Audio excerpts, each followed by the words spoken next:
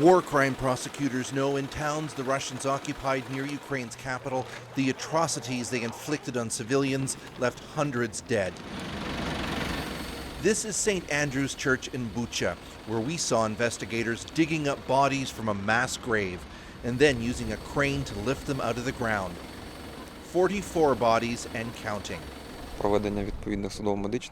We'll conduct forensic examinations and record the facts of death, said war crimes prosecutor Andrei Tubar. We're gathering evidence of military aggression against our state, against our citizens. This work is being done very much in the open. There are no screens to hide the exhumations, and investigators do their preliminary examination where everyone can see. Yulia Blahodatna came looking for her husband Alexander. She told us he was shot by a Russian sniper while delivering food. He died at the hospital and she thinks he might have been put here. In their last chilling conversation, she says he told her there was no street to their home. There were so many bodies that he was afraid to drive over them. Since Russia's invasion, its army has killed countless civilians without achieving a single major military objective. But that may be about to change. After weeks of unrelenting bombardment, the strategic port city of Mariupol may finally be about to fall. Mariupol zrujnований. Mariupol has been destroyed, said President Vladimir Zelensky. There are tens of thousands of dead.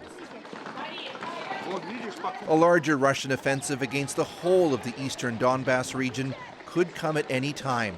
And in spite of horrific Russian attacks on railways, many people feel they have no other choice but to keep using them to get away.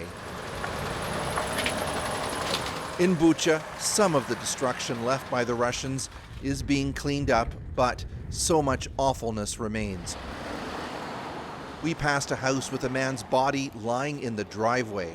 He too had been shot, his grieving wife told us, but had to be temporarily buried in their vegetable garden. His name, Mykola Samoylenko, will join the long list of victims of likely Russian war crimes. There's more confirmation that any peace deal is off until after the fight for Donbass is settled. Austria's president went to see Vladimir Putin, but came back empty-handed, and Ukraine's president says the only way that Russia will stop is if Ukraine's military makes them.